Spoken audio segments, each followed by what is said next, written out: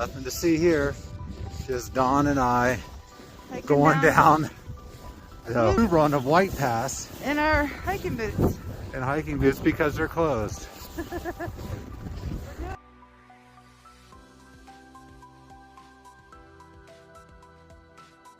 They say the wind chill, right now it's -1 without the wind chill, but they say up to -40 with wind chill. That's why they're closed. The sun's out, so But not quite that bad. the van's full of water, so we'll see how it's doing. So far so good. Follow us for that adventure later. There's our van that's full of water, but so far we're doing okay.